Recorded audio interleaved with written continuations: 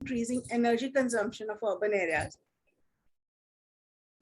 and how buildings being the highest contributors to this increase can be made energy efficient for reducing the consumption. In 2017-2018, stood third largest. India stood at the rank of third largest energy consumer in the world after United States of America and China. As often mentioned, 75% of buildings that are required at the end of this decade are yet to be built. Estimates point that India's energy consumption is expected to grow fastest among global economies and would account for 11% of global energy demand by 2040. Today in India, 33% of annual electricity consumption accounts from the building sector. And if business as usual continues, it is set to increase the CO2 emissions by 10 times by 2050. So as a professional, the question that comes to one's mind is what can be done to improve this situation? Let us learn from our eminent experts who will discuss the concept of green buildings, their significance in climate resilience and mitigation, their benefits and components, and the role of national and local governments in promoting green buildings through policies and programs. The session will have two presentations followed by the Q&A and a feedback round. I would request all the participants to keep yourselves on mute, and if you have questions, kindly post it and experts will take them up at the end. Besides our eminent experts whom I will introduce shortly, myself, we have Ms. Shabna Shamanu, Ms. Himanshi Kapoor from WRI India team, and Ms. Vaishnavi Shankar and Ms. Ankita Mandal from NIUA team to support us at the back end. With this, I'm going to invite our first speaker, Mr. Dhilan Subramaniam, who is a senior project associate with Energy Program at WRI India. He works on projects focusing on carbon mitigation through energy efficiency measures and improving energy efficiency at various intersections of the society. He is an Indian IGBC accredited professional and a lead green associate accredited by United States Green Building Council. Today, Dhilan will be speaking on an introduction to green buildings for climate resilient cities. Over to you, Dhilan.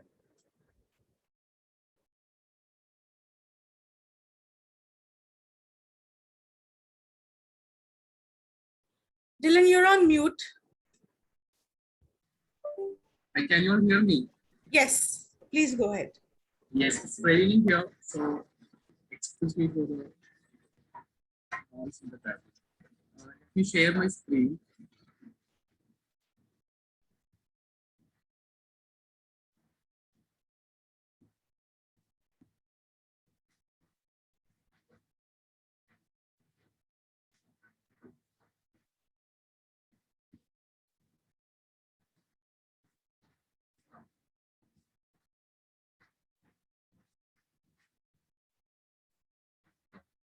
Can you all see my screen? Not yet, not yet.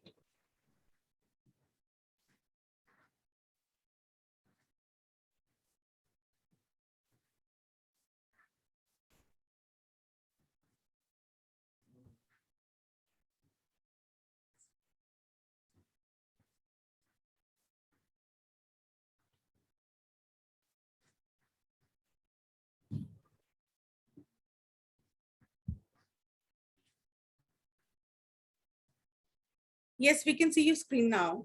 Can you make it a presentation mode, please? I'm doing that.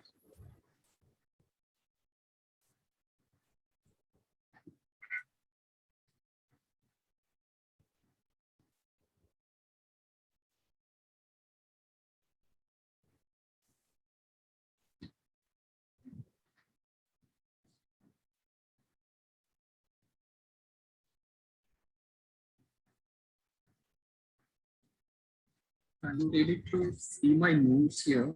I'm trying to see that and trying to get it sorted.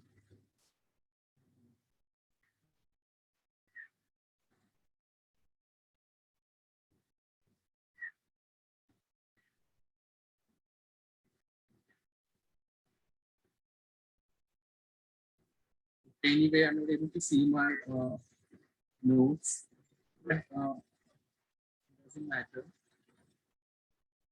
Thank you, everyone, for joining me. So we're talking about green buildings today.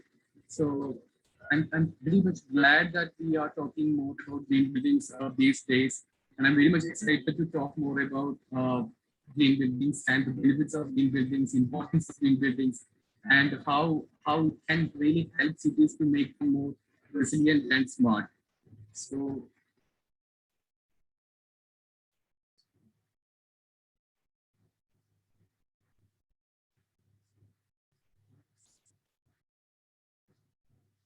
and so we'll go straight to the module outline. So these are sections we'll be covering under this session. We'll be starting with the building scenario globally and India. So we'll be talking about green buildings and their benefits, climate resilience of green buildings, design and construction features of green buildings, renewable energy in green buildings, barriers to green buildings, and policy aspects of green buildings as well. So that part will be very useful for the audience here, I believe so. So I'm pretty much cognizant of the time. I have only 30 minutes and we will have to finish this, and we have a lot to cover as well. So I'll start with the global scenario.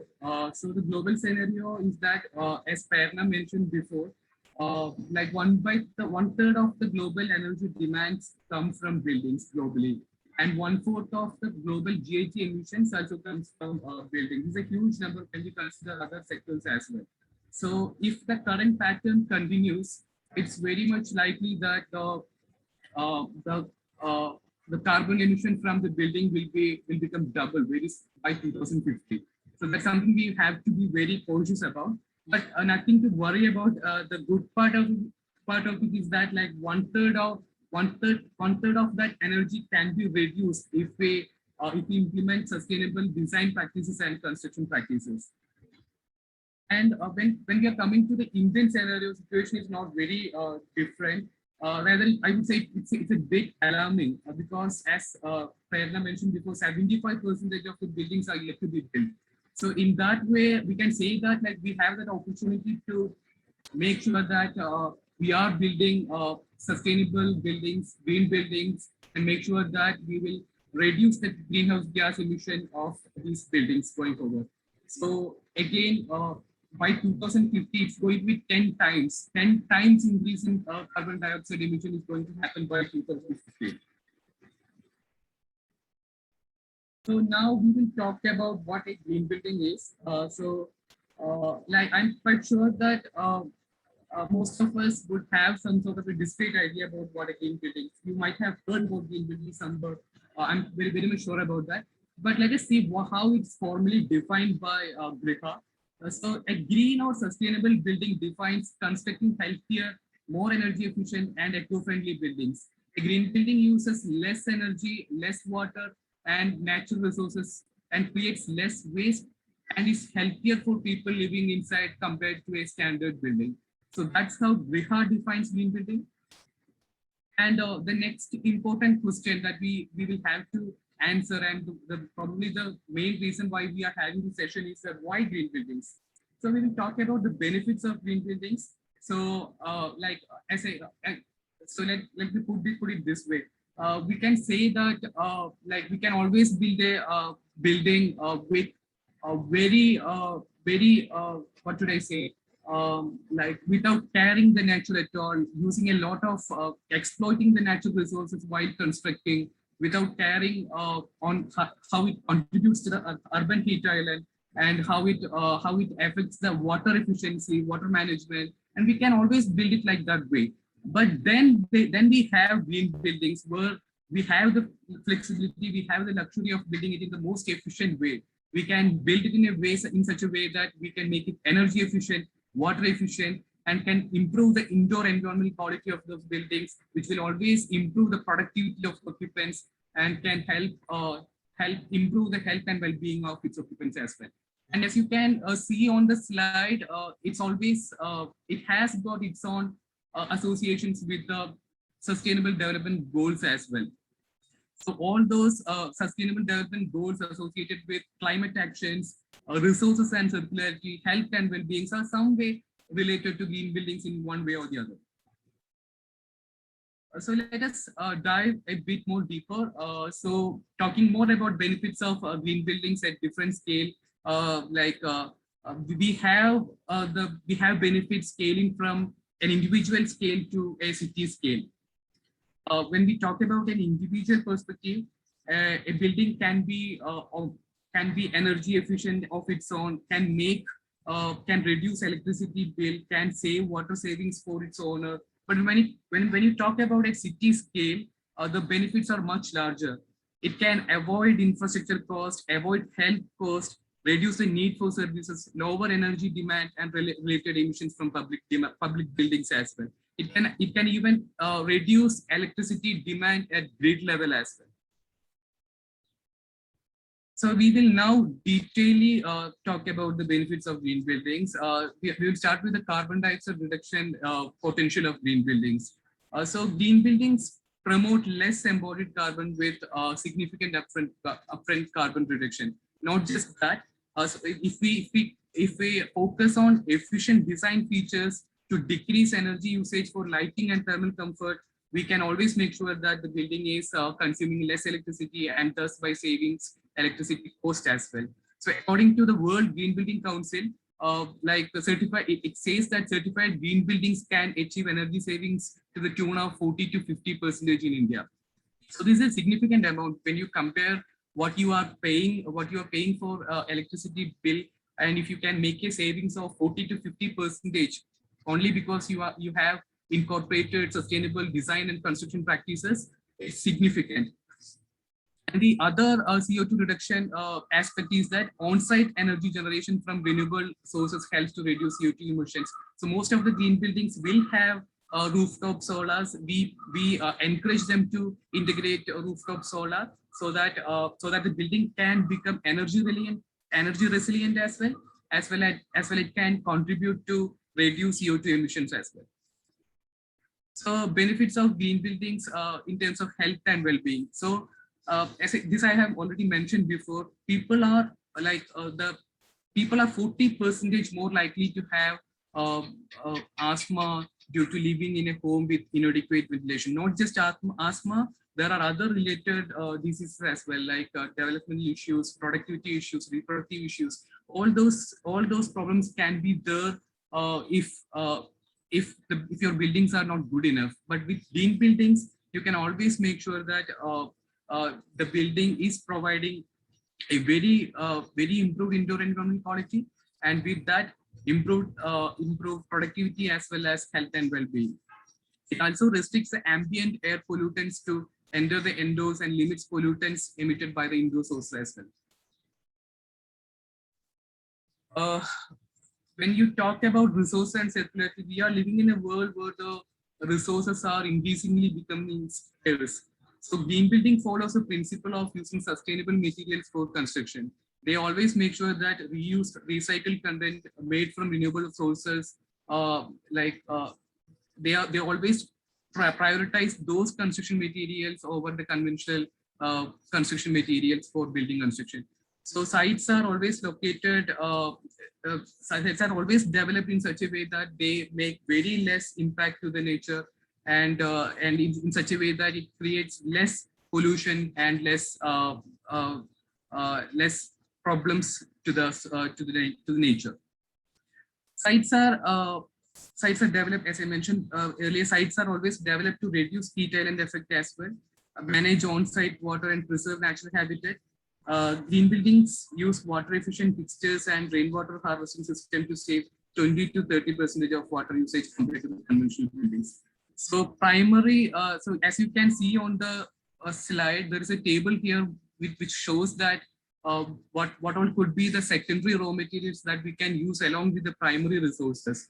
So this will help us to reduce the usage of exploitation of natural resources, and can make sure that we are using recycled content. So apart from all these benefits, we do have financial, as I mentioned before, we have financial benefits for green buildings as well. So 50% of monetary benefits will be possible if we with green buildings. Increased value of the property, reduced operational and maintenance costs, cost savings from reduced waste generation, etc. So let us now see what are the green buildings and climate resilience. What are the aspects related to climate resilience of green buildings? Because of their long lifespan, buildings are continually subjected to physical climate risk. Climate impacts can negatively affect a building's safety, habitability, and financial performance, such as extreme precipitation. We have already seen that in Kerala and other parts of the country as well. A lot of buildings have got demolished during the 2018-19 floods. So according to World Bank analysis, the overall net benefits of investing in resilient infrastructure is 4 times the investment. So let us see what could be the impacts of these climate events on green building, on buildings commonly. So structural failure of buildings is one of those impacts. Structural failure of building components, water damage to building contents, possible contamination of interior of building from sewage, soil, and mud. We have seen this in a large scale in Kerala in the last 2018 flood. So what are the solutions? As I already mentioned, green buildings will be taking care of most of these recommendations, and they will be resilient of its own. So site selection is very important. We have to make sure that no buildings are being constructed in those places where climate events can take place. So this is a very important aspect. All cities can make sure that because the cities have, local self-government bodies have that power with themselves to make sure that no illegal constructions are not happening in unauthorized sites. So use of porous pavements is extremely important to make sure that water efficient water management is happening during rainfall. Flood resilient design and constructions are also very important. So I'll talk about one example here. So this is one example that got featured in Kerala, featured in UNEP report. This building is situated in Kerala only.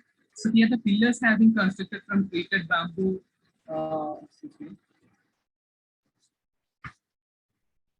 Treated bamboo with, along with mud tiles, coconut shells. So the house can sustain itself as well as any other concrete structure. So this is an extremely important example to understand that we can always make use of natural resources other than conventional materials that we have been using all these days to make a very sustainable building. So in case of a flood here, the inhabitants can await evacuation on the 3rd story. So design and construction features of green buildings. So when we talk about design, it's very important to make sure that we do an integrated design approach while we are constructing a building. So we have to make sure that all team members from different disciplinary have to work together to make decision and to do and to make the building performance on the input side. So we have to make sure that our planners, architects, engineers, O&M, forces to make sure all these teams are working together while we are planning for a green building.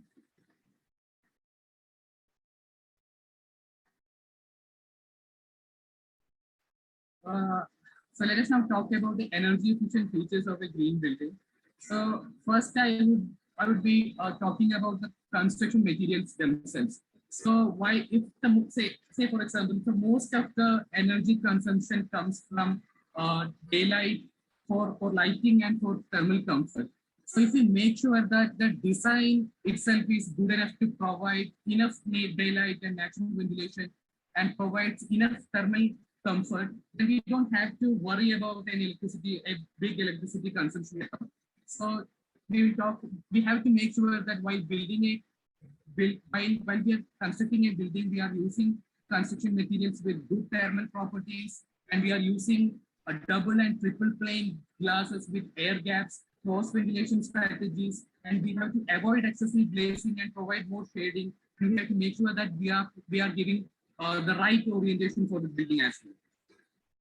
Next, I'll be talking about water savings. What are the water saving features of a green building? So a green building will be always using water efficient fixtures, and the World Green Building Council have clearly mentioned that we can save up to 20 to 30% of water if we are using water efficient fixtures.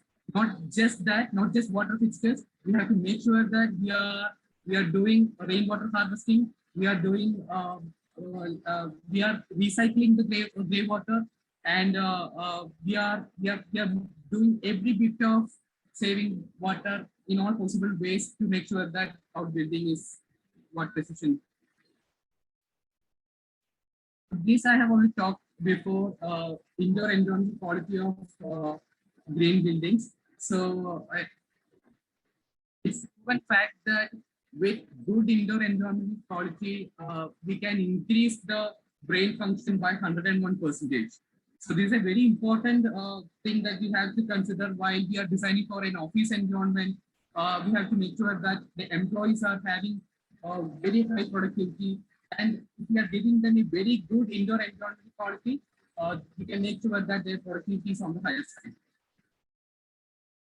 So less waste generation. Again, this is we cannot say that we cannot depend on buildings on everything. There are something that occupants have to take care of as well. So like waste management is one among them. We have to make sure that we are not generating a waste. We are not generating a lot of waste in the first place, and we are effectively managing waste by collecting it in the right way, storing it in the right way, whenever it is possible, recycling it, using it, etc. We'll now talk about renewable energy in green buildings. So this is a very important topic, and before we go in detail, we should know why we are considering renewable energy in buildings. So the first reason itself would be that the geography of India. So it's very much so. Most of the parts in India we are getting around 300 sunny days. So it's a very important aspect that we can generate a lot of electricity from solar if we integrate rooftop solar. So that's the first thing why we are going for rooftop solar energy or integrate renewable energy in buildings.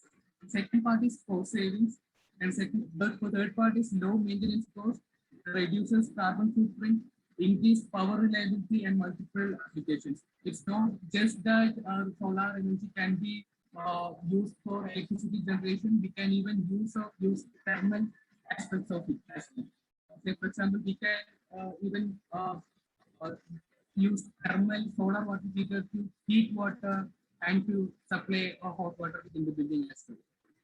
So the latest technology is building integrated photovoltaics as well. So with building integrated photovoltaics, PV materials replaces parts of building envelope, such as wall, roof, skylights, or facade, etc. So this can be integrated in new buildings and existing buildings to generate electricity. The only drawback would be it could be more expensive compared to the rooftop solar, conventional rooftop solar. And in the interest of time, not going into detail, these are different possible models of integration, on-grid and off-grid both. So what are the barriers to green buildings? We have been talking about the benefits of green buildings. Despite having all these benefits, we are not seeing a lot of green buildings on ground. So what would be the barriers? So we can categorize barriers here as financial, market, technical, awareness, and institutional as well. So one of the major barriers here is that the perception that green buildings have a very high upfront cost. To an extent, it is right. We can say that the green buildings have 2 to 5% of extra cost when you compare to the normal conventional building. But within 1 or 2 years, you can get that paid back. So with the reduced electricity consumption, with the water saving potential, so that's not a real barrier at all. And the second barrier is split incentive, like where the building owners are not very confident, mainly because they feel that whatever they do for green buildings, the benefits would be enjoyed by the occupants, and why should they build, they investing in that. So that's a split incentive part of that market barrier that we have. Uh, and the technical barrier is the lack of technical capacity to assess the benefits of green building, to build green building, the knowledge of how to build a good design and what should be the materials here. All those technical barriers are also there, but we are increasingly having more professionals in this area, and we will hopefully overcome that barrier as well. So policy aspects of green buildings. So I'm aware that when it comes to building, it's more of a state subject rather than a local self-government aspect. But still, with whatever power already the local government has, they can play a lot of role on for promoting green buildings. So this could be sorry. Dylan, you have 5 more minutes to go. Okay, sure, yes. So this could be, they can play the role of owner slash investor. They can play the role of facilitator. They can play the role of regulator, etc. So the owner, how they can play the role of owner. So it is like they can at least start from the buildings that they own and can do the retrofits and can make sure that they, at least their buildings are performing better. And with the regulators and with the convener role, they can do the stakeholder convenings and can make people aware of green buildings. And with the regulator role, they can always make sure that the buildings are being built on the right sites, etc. So what are the, so I would like you to focus on this slide, mainly because whenever you are thinking of developing a policy, please do structure this in such a way that you start with a commitment, followed by assessment, the development, implementation, and monitoring and reporting. So a commitment always starts with like a motivation when you think that you have to make some changes in your city or jurisdiction, with you have to see a lot of green buildings in your city. That commitment has to be there. You have to develop the policy. You have to make sure that that policy is getting implemented in the right way, and you have to make sure that whatever being implemented needs to be monitored and reported back to make sure that you are advancing forward. So this slide talks about the other stakeholders. We have talked about the other stakeholders. The city government alone cannot be doing this, so they have to get support from investors, business support, national and provincial government, energy utilities, etc. So these are the 8 actions that the cities can consider while you are thinking of promoting green buildings or thinking of doing developing a policy.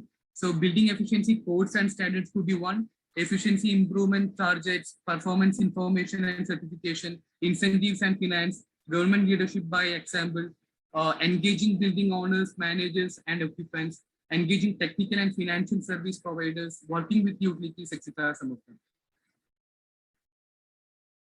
So these are some of the examples that you could consider. We already have one code developed in this area named Energy Conservation Building Code. Though it's not mandatory yet, a few states have already notified it. And apart from that, we have Singapore's BCS benchmarking program, where they collect building data and do benchmarking program. They have a program called Greenmark, where they rate buildings based on their performance, etc. So this is a case study from Singapore, where so you can, as you can see in the picture, they have a very high basement to make sure that the building is not getting affected by flood. So for the last 50 years, the Singapore has been affected by flood in a very severe way, but they have developed policy and programs to make sure that, and they have made some stringent restrictions to make sure that the buildings are having certain design criteria to overcome these flood and other climate events.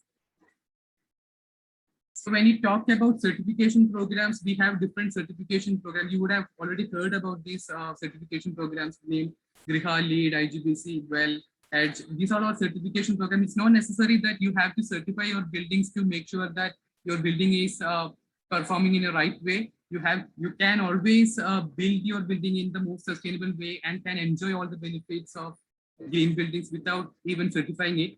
When it comes to codes, we have already, I have already mentioned that we have Energy Conservation Building Code and Econima Samhita.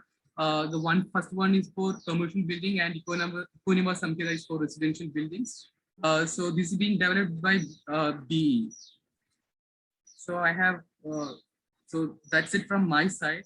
So I knew that I was on a very I had to rush to complete this because I had to cover a lot of steps. I hope it's okay with the timeline that we have. Thank you, Dylan. This is good, and thank you for keeping the time. This is an insightful presentation, and during the Q&A round, if anybody has any questions, any clarifications, they can actually unmute themselves and or type it in, and we can discuss during the Q&A round. With this, basically, I'm going to request our next speaker, Shashwati Chetia. She is an Associate Director with Green Tech Solutions Private Limited, a research and advisory firm working on energy efficiency in buildings, resource efficiency in the production of building materials, and deployment of decentralized renewable energy systems. Shashwati is an architect and an environmental planner by training. With more than 15 years of experience, she has managed the Indo-Swiss Building Energy Efficiency Project since 2012 and has contributed in developing the Econivas Samhita 2018, the ECBC code for residential buildings. With this, I'm going to request Shashwati to take over. Yes, good afternoon, everybody. Thank you for this opportunity to put my thoughts across in front of this audience. Just before I even start, if I can ask some of the audience members to just type in where they are from. I mean, because I see somebody from Pimpri Chinchwad Municipal Corporation. I think there was somebody from Tirupati Smart City also. So is everybody from, City Municipal Corporation, or if you could just quickly type in your organization or who you're representing, if you're an architect, if you're from some urban local body. So that would be good. Okay, there are certain students I see. Fine, so while you are doing this, I will be moving on to my presentation.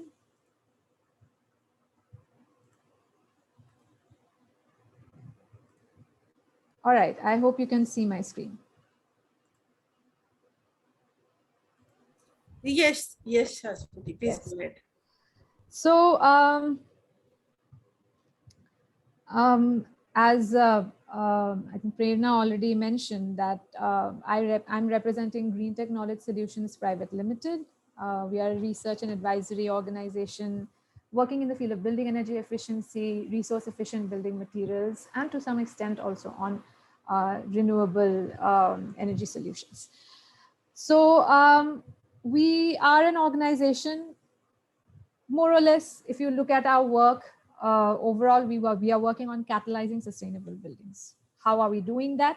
A, by providing advisory and technical support to the building and building materials industry. So that would include giving technical support to builders, specific building projects in making their buildings energy efficient or thermally comfortable. B, we work on framing policy, be it building energy codes as Prerna has already mentioned, we have been involved in the development of the Econivas Samhita Code, which is the energy conservation building code for residential buildings. We have done that, as well as been involved in development of a label, an energy efficiency label for bricks, for walling blocks and bricks, which again was launched last year by the Bureau of Energy Efficiency, and work on actually deploying it is going on. 3, we also assist states and cities in policy implementation, both in the area of buildings, building energy efficiency, as well as more efficient material manufacturing. And 4, we also take up research and capacity building activities. So frankly, in both the buildings as well as the building materials sector, we are looking at the overall work on these aspects. Now, this session on climate change and cities, and since this this particular session is on really green buildings, I mean, the first question probably what we should ask here, or which came to my mind, is, okay, why are green buildings important when we speak of climate change? A lot of it has been covered by Mr. Subramaniam in the previous presentation. So we are, we need buildings that use resources better. So meaning more efficient use of resources, less energy intensive resources, and buildings that waste less resources. Resources you could mean, water, building materials, any kind of waste that is generated inside in the building. And when we are talking about buildings, energy is also one of the major resources, and that, frankly speaking, is a major area that I work in. So yes, I'll be speaking more about the energy and the comfort part of it than the other water and waste aspects of in buildings. So again, when we're talking about green buildings, we are talking about buildings that are energy efficient, buildings that have less energy demand, hence they use less electricity, and that energy is clean, basically derived from renewable sources. This leads us to the end goal of having buildings that emit less GHG emissions or less CO2 emissions. So green buildings would also emit less. There's also the aspect of pollution, buildings that don't contribute to pollution in their life cycle, and a building that also ensures that its occupants get an indoor environment that is free from any kind of pollution, right? And this leads to a good health and better productivity and general improvement in livability. So a green building needs to do all of these things. This is what a person staying or working inside a green building would expect out of it. And residential buildings are key in this whole conversation of buildings and climate change. Residential buildings, they constitute the largest chunk of our construction, our building construction share, really. Thus, their consumption of resources is huge, and they also consume a lot of electricity. They are already consuming 25% of electricity currently, and soon with the added built-up area, as well as more affordability of people, the residential buildings will soon become the largest consumer of electricity. Plus, which buildings need to be healthier and more livable than your homes, right? And right now, especially with the COVID pandemic, you need to ensure that at least your home becomes, is a safe, healthy space, which right now it becomes very, very important to also see that your homes also do not contribute too much to the whole, climate change effects. And as I said earlier, our homes will be consuming more and more electricity. And a major reason for this is the use of air conditioners for cooling. Now, let me show this with this example from Delhi. In May 2019, Delhi registered peak loads that were almost 25% higher than at the same time in 2018, which were under the same weather conditions, right? These loads are way steeper than the estimated increase in the number of consumers. And these indicates that there has been an increased use of AC. So of course we are, our access, our affordability of air conditioners has increased, and so our use of air conditioners has also increased. Another aspect to this, it's not just the electricity that the electricity demand has been increasing, but the other aspect is that is the rising nighttime peak demand. So in 2019, by mid-May, nighttime peaks were as much as 20% higher than the daytime peaks. This underlines the impact of residential AC use. I also see it as a harbinger of rising nighttime temperatures, which is, due to, the whole global warming aspect. So in Delhi, we no more have the cool nighttime temperatures that used to, cool us down, would ensure that we have a good night's sleep. Ambient temperatures in 2018 were consistently above 30 degrees Celsius beyond midnight in Delhi. So how do you sleep comfortably at night without an AC? The AC use becomes imperative then. So how is, so these devices, the use of ACs, these drive the nighttime electricity demand. And this rise in nighttime temperatures, outside temperatures, is a trend that's been seen in many places around the world. And there was a news article earlier this year that showed that, nighttime temperatures had been increasing in many, many places, even in the US. So that really is another point of concern, which would then drive up your electricity demand.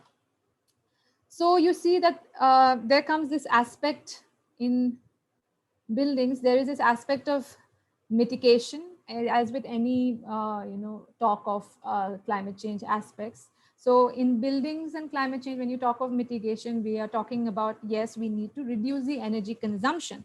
There's also the adaptation aspect.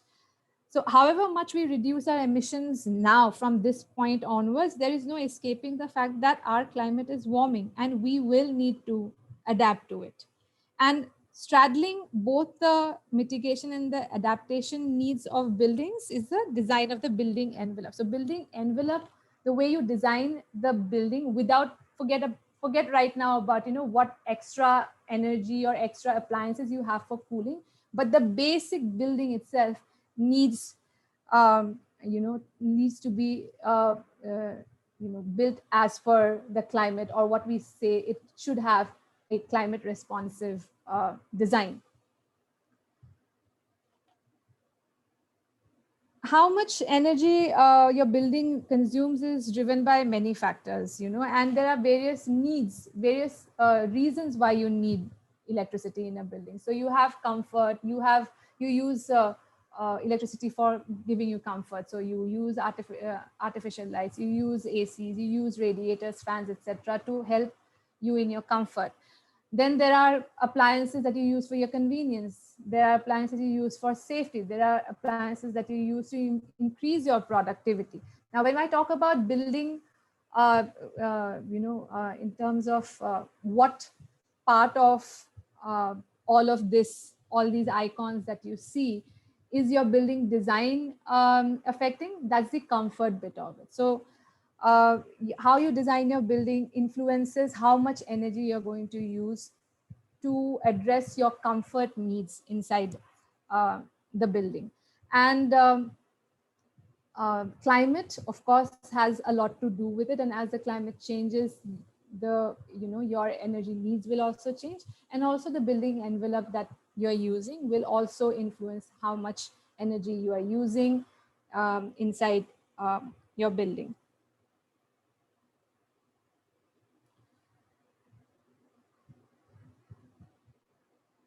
The design of an appropriate climate responsive building is not really rocket science. It consists of very simple measures. And when I say climate responsive design, for me, and generally what would be understood is a design for least possible air conditioning, and no artificial lights during the day. So that is how I would, very simply put climate responsive design as.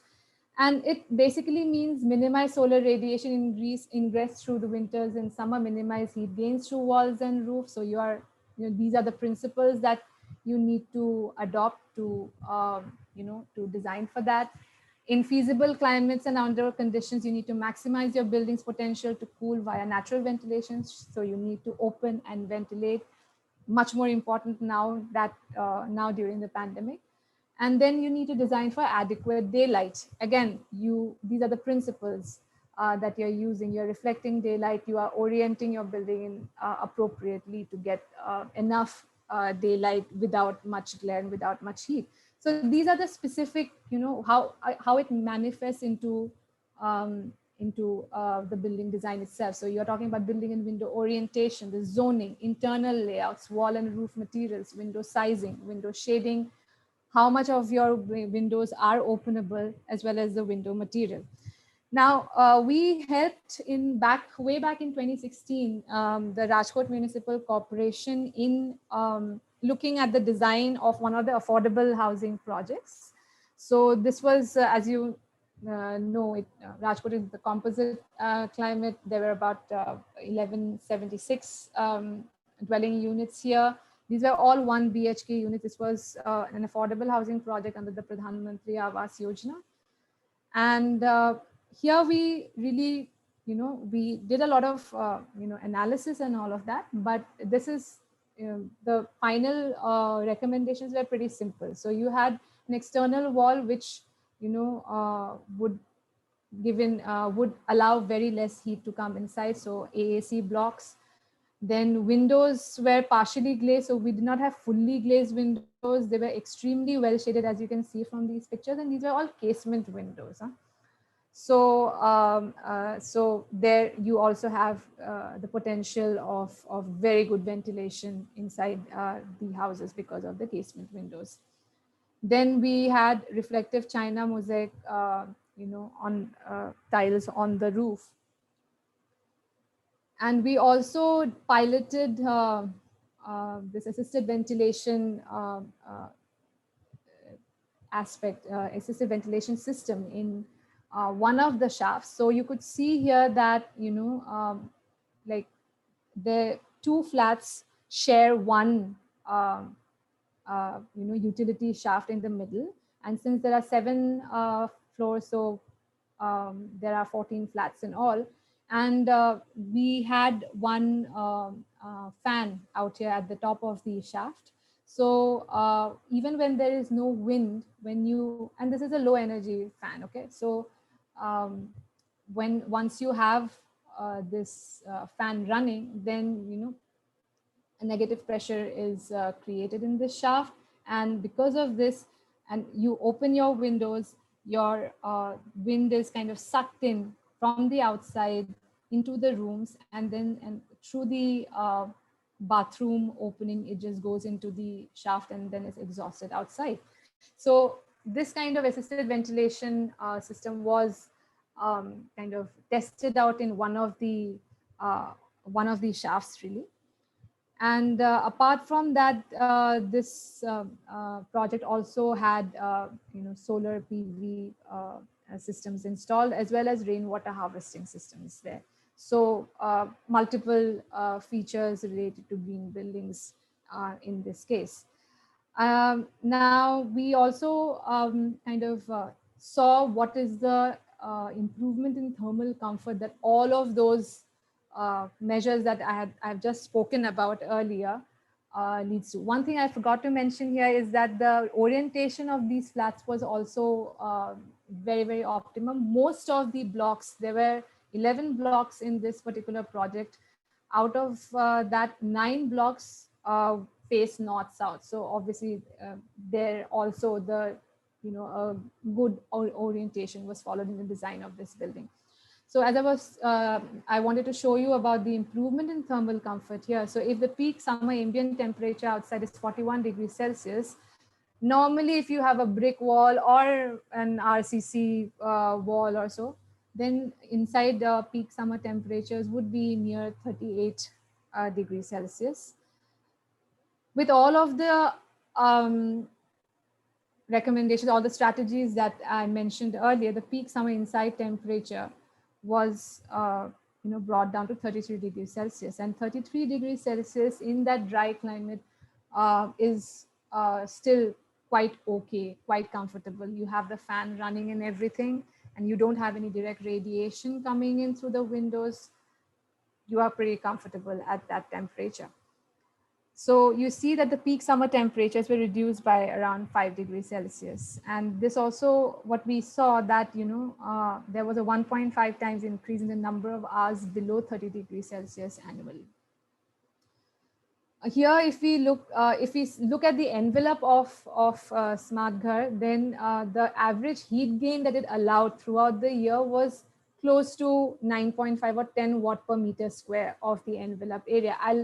I'll talk about this term RETV in the next slide. RETV stands for Residential Envelope Transmittance Value, and this is something that has been mentioned in the Econeva Samhita code. So it just gives you a standard key. Yes, your building envelope should not, allow more than a standard amount of heat inside. And that standard, as given in the Econeva Samhita, is actually 15 watt per meter square. And in this home, in this project, the RETV is actually much lower than the 15 watt per meter square that is kind of asked for in the code. So the Econeva Samhita, this is the code provision from 2018, which specifically looked at only the building envelope. So the code provisions are very, very simple. You have code provisions for natural ventilation, for daylight, and the heat gain and loss through the roof, as well as the walls and windows. So it says that for natural ventilation, you need to have a minimum openable window to floor area ratio.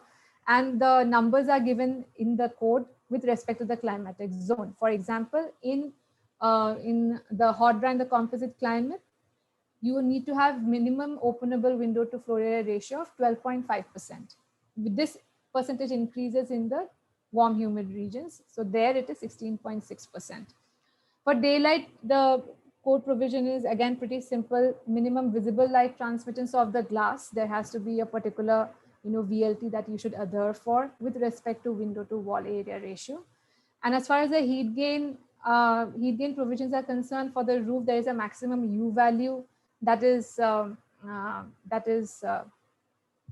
asked for in the code. And as far as the rest of the envelope is concerned, that is the wall and the windows, I have already mentioned in all the hot climates, we have this residential envelope transmittance value, which limits or sets a standard for how much maximum heat gain should come in through your walls and windows, and no more than that. For the cold climate, we have a maximum U value provision. Now, this is what, us GKSPL have been involved in as regards, in terms of working with very closely with a city government or city official, so to say, municipal corporation, and what it led to. Now, 2016 was when we did the project with the Rajkot Municipal Corporation. And we had also done some design guidelines for warm, humid, and hot, dry climates. And based on that, a lot of the learnings from those exercises really were manifested in the Econeva Samhita 2018. But what are the things that, while we are looking at implementing building energy efficiency at a larger scale, what are these things that are challenges or are working or not working? So this again, in the previous presentation by Mr. Subramaniam, this was already there, and I think WRI and NIUA already have a document which looks at this very well. So in my opinion, in my view, basically, there are three things that are happening. I will put them in these three bunches really. So you have regulation, where you are saying, okay, this code is there or something else is there, and we mandate it somewhere in this jurisdiction. So that is one way of doing it, where you're mandating it, right? And then you are also incentivizing or facilitating. Now, incentivizing and facilitating, can happen by, various means. I'll come to that in a different slide. And then also there is also the way of, demonstrating and capacity building. So all of the above three have kind of used these policy drivers over the years. So in National Building Code, we have, a chapter on sustainability that has been included. Then obviously we have the Energy Conservation Building Code for commercial buildings, ECBC by BE. Then we have the Econivas Samhita for residential buildings, part 1 released in 2018 on building envelope, and part 2 in 2021. Just recently it was released, which is on the electromechanical system. So you have these building energy efficiency codes. The one on the left is the residential code on the building envelope. In the center, the one in the center is the residential code part 2 for electromechanical renewable energy system. And on the right, you have the ECBC for commercial buildings. Then there are certain other drivers, policy documents that are there, the environmental, environment clearance notification, the National Mission on Sustainable Habitat, and the India Cooling Action Plan. All of them have some sort of guidance, guidelines for energy efficiency and thermal comfort. However, I feel that for successful implementation, the code provisions and policy recommendation must be included in the building bylaws of any ULB.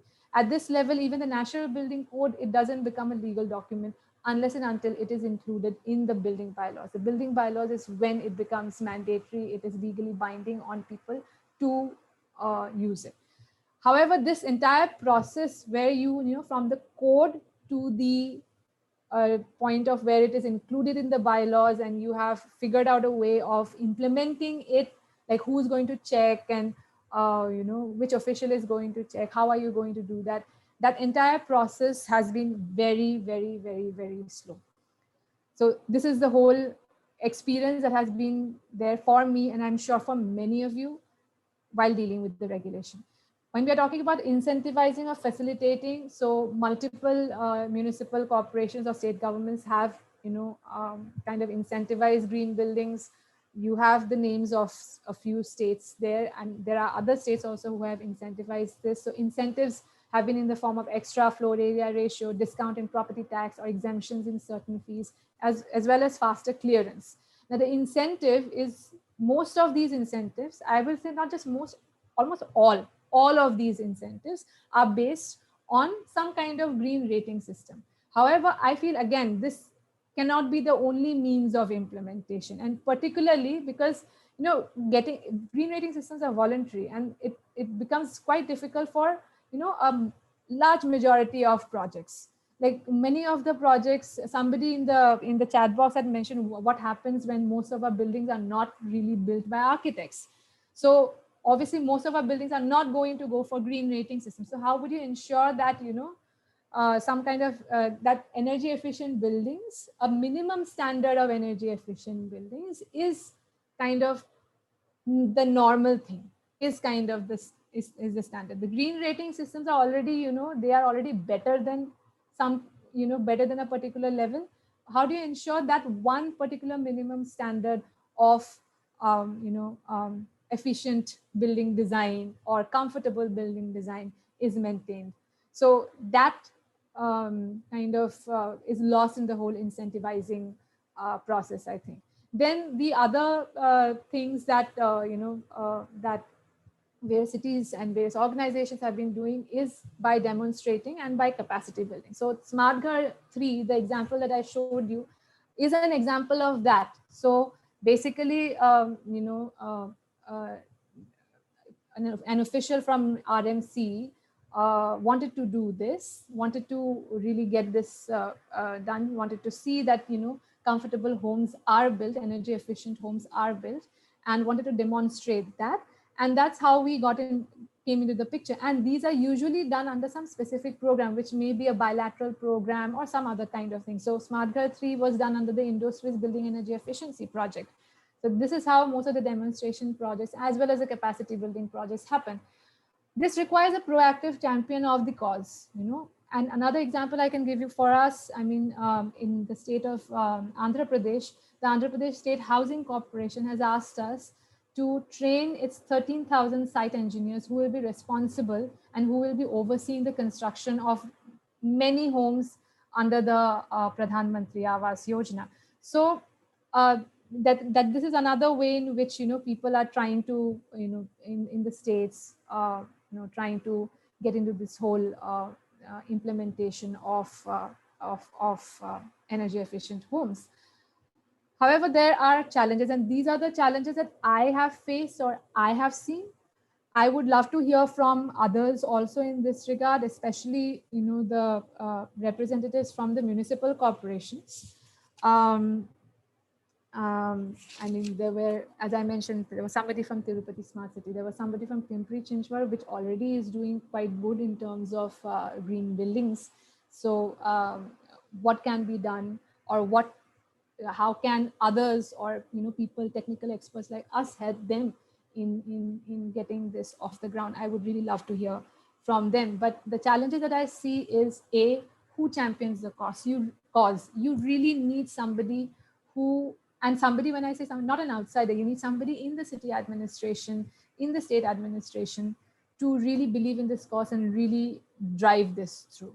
Many a times there has been somebody has been at the helm of the affairs. We have, you know, we get in touch, and then, you know, because of the whole, you know, how the process of, you know, transfers or things happen, you know, the person moves away, then there's somebody else that comes in, and then the whole thing kind of, you know, you start from square one all over again. Then the other thing is, of course, there's multi-department coordination required. So most of these codes we have, like from, this is Ministry of Power, so the Department of Energy at the state level, and then we need to coordinate with the Department of Urban Development in the states. Down to the cities, cities are still not in the picture currently, okay? So when we go to the cities, they might be completely off, like, what are you even speaking about, kind of thing. So, and how do we, I mean, one of the questions sometimes in my head is it better to start from the cities and then go up, or is it better to do the top-down approach where we are going from, you know, from the center to the state and then down to the cities? Or maybe one can have like a combination if it works that way. Then there is also the case of capacity building. Yes, there in Andhra Pradesh, in Hyderabad Municipal Corporation, where the ECBC has been made mandatory. So there is a whole pool of third-party assessors who kind of do the checking for the ECBC compliance for the municipal corporation. Is it something that can be replicated everywhere? You know, so based on city to city, this implementation thing will kind of differ and will need a lot of Ashwati, Yes. sorry to interrupt you. Just in the interest of time, I think I'm just requesting you to please wind up. Yeah, sure. And then this is actually my last slide. So, and then the last 2 points are, you know, we do not have information about how these buildings are actually performing. So once we have more eyeballs on this, okay, this is how the building was made and how this has been performing over the years. So you get real-time data about it, actual data about it. And the last point is also, how should the provisions be included in the bylaws? And just to give an example of it, if we are talking about, window sizes and WWR, things like that, why does it need to be included in another chapter in the building bylaws, which says that, okay, you need to follow ECBCR or you need to follow the ENS? It could actually go straight away into the general provisions of the bylaws itself, because there you're talking just about the size of the windows, really. And, you know, so how we include it in the bylaws is also something that we really need to think about here. So yeah, that was my time, and I hope to hear from you and learn from you also, all the audience members that are there.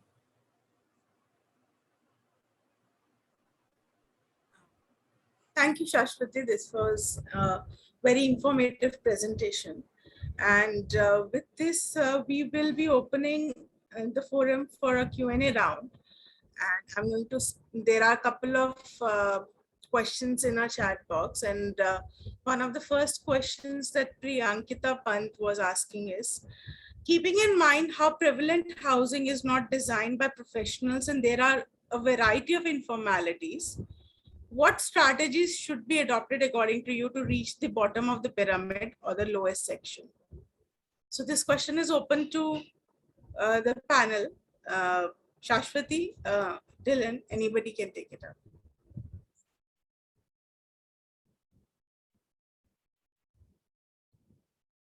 Would you want to go, Shashwati? Yeah, I mean, this was a question that I was really, alluding to earlier also. Like in this case, then, I would say that then the regulation becomes very, very important because, naksha to pass karana hi padega na kisi ko. So so to get the bare minimum thing, it has to be there in the building bylaws, and in a way in which it doesn't require a lot of like too much of simulation, too much of analysis going on there. So that is one. And cities can also, really look into citizen campaigns of some sort. I mean, I know that for water and water efficiency, rainwater harvesting, and all of this, a lot of citizen campaigns were run.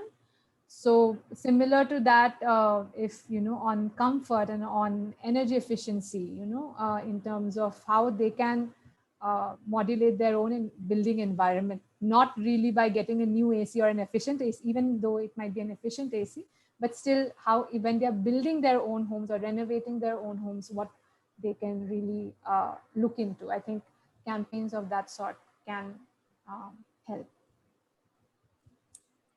Yeah, I would like to add to what Shashwati has already told. I'm just going to request everyone, whoever is speaking, to please, switch on your videos. It's just becomes a little easy to kind of, thank you. Yes. Thank you so much. So I was trying to say that, when we are talking about the future, when you say that one day every states are going to notify ECBC, and we have to make sure that I completely agree with the point that Shashwati has made. It should not be very complicated for the architectures and engineers. Like these building modeling and energy modelings are not simple things. It cannot be learned in 1 or 2 years. It's like it needs a thorough training, and there should be some tools developed within the state, or could be or even those state designated agencies can come forward. And that has been the approach even Kerala has been doing for the last 2 years. I'm from Kerala, I'm more aware of that. So this is like they have been trying a lot to train engineers and like architects to make sure that they can do energy modeling, and that didn't work well, mainly because they're trying too much. So it's not very possible to teach them energy modeling and all, but you can always make sure that these people know the basics, right? And make it simple, make it very simple, and make sure that all the architects and engineers have the guidelines. Those initial periods is going to be very critical. We have to make sure that they are getting trained in the right way. And apart from that, going forward, eventually, this is a very gradual process. We cannot expect this to happen in one fine day. Everything will be okay and all. So that training has to be structured in such a way that these professionals are able to get the right knowledge at the right level. Thank you, Dylan. This is great. And I have one more question. And if anybody also has a question, please type it in, or maybe unmute yourself to, raise your hand and we can unmute you to speak up. So you have been discussing about the challenges of, there are regulations do not kind of integrate, or they do not converge at one. There's no one stop shop for somebody to refer to what we should be doing about green buildings and how we should go about doing that. Another challenge with, I don't know, and if you all have experienced it in some project, maybe, a question to Shashwati and Dylan is that, suppose as a volunteer city, or as a volunteer individual or a developer entity, if I want to take up or adopt these ECBC norms. And I go ahead and do that.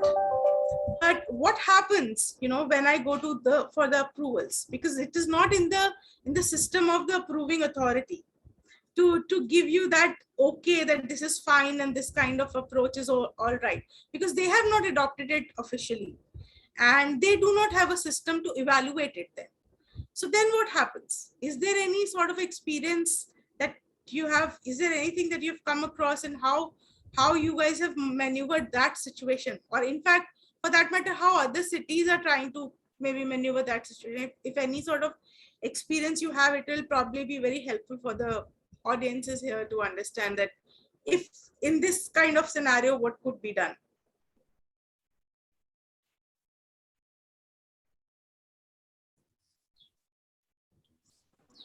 Dhiren, do you want to go first? No, Shashwati, go ahead. Yeah.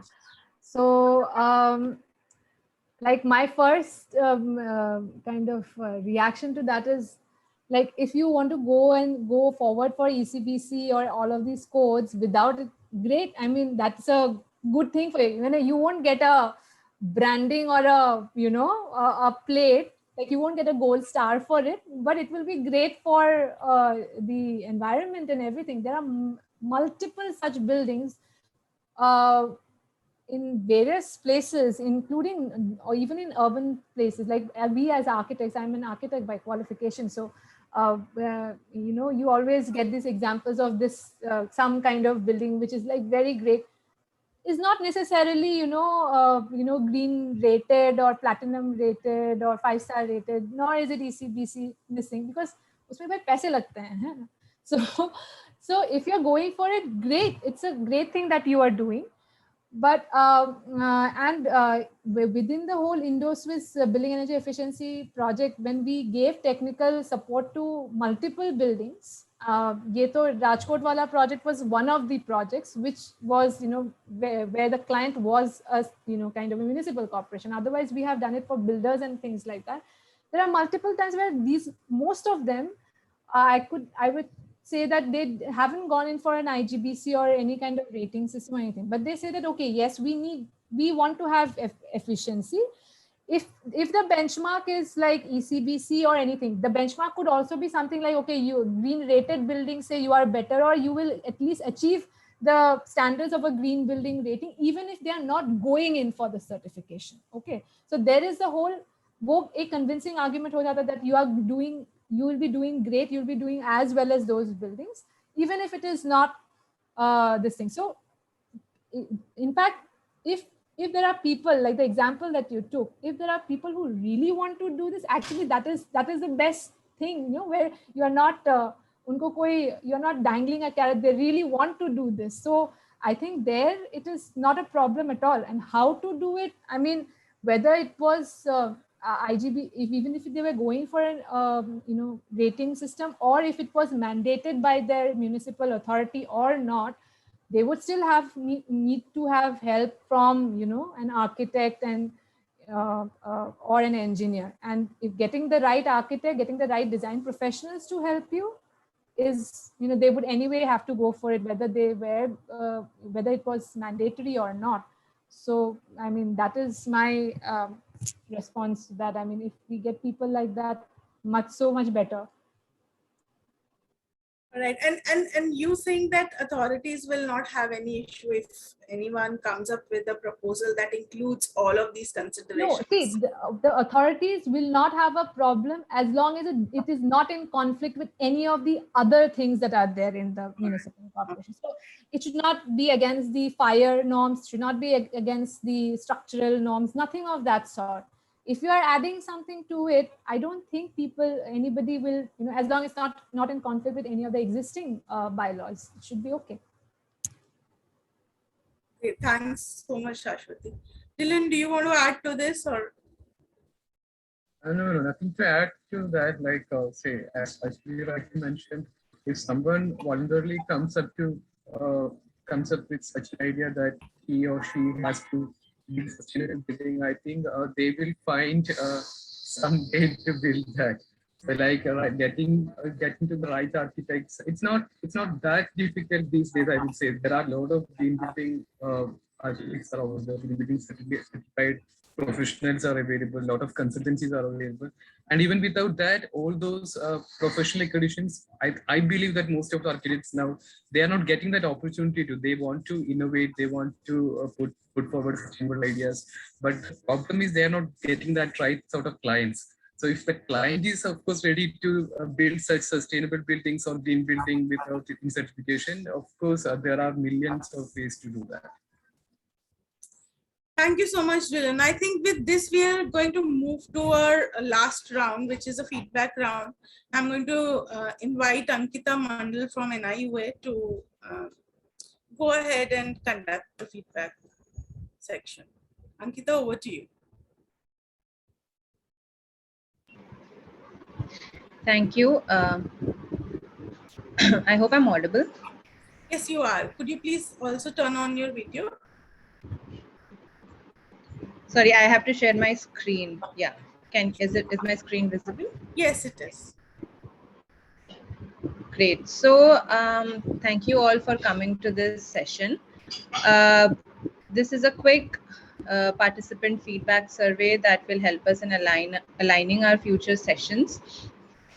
So we would request you to log in to www.menti.com and use the code 18964988 to log in, and we'll give you a couple of minutes to do that. You can log in via your phone as well.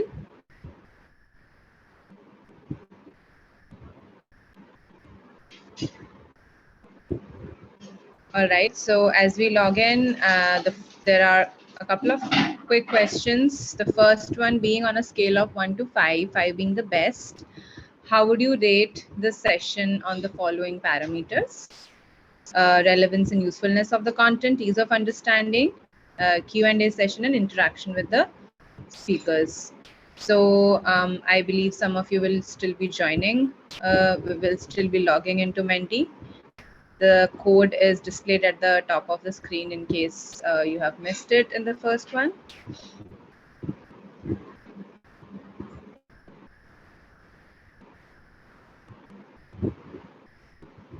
Great, we'll wait a couple of more seconds so that we have a few more participants answering the question.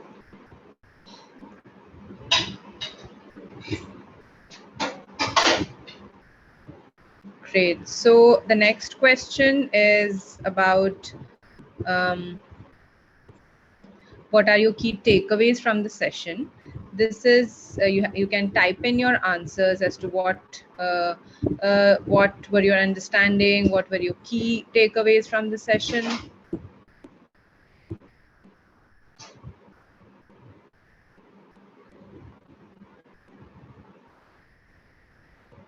You can type in phrases or words or sentences, whatever is relevant.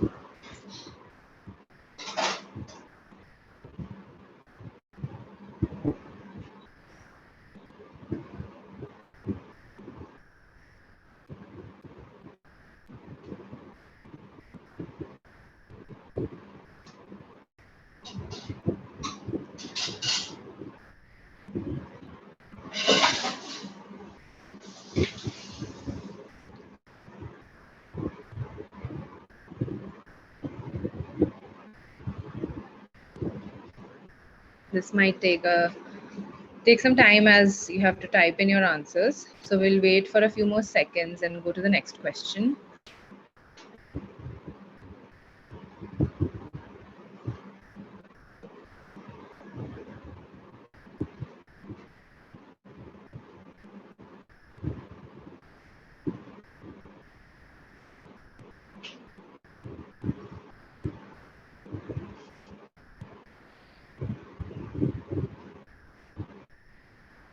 Great, so we have some good takeaways about green buildings, about the requirements to go beyond the rating systems, the prevailing policies and building bylaws and codes, as well as what could be the possibility in the future, how can we utilize the concept.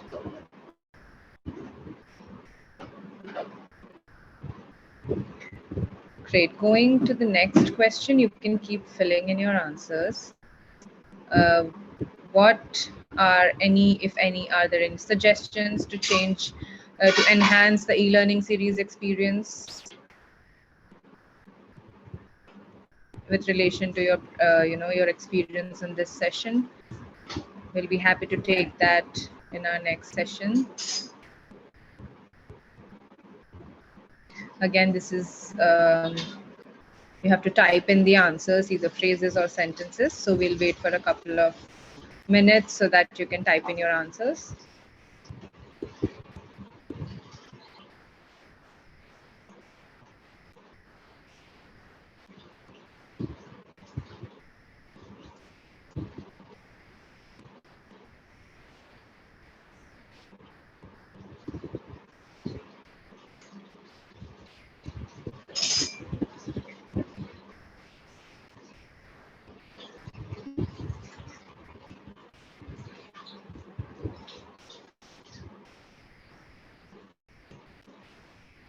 Thank you. I'm getting a couple of suggestions about probably more focus on case studies or the approval process, maybe include some videos. Maybe we'll see how we can implement and integrate these suggestions in our future learning series. So we are conducting it every Thursday from 3 p.m. onwards.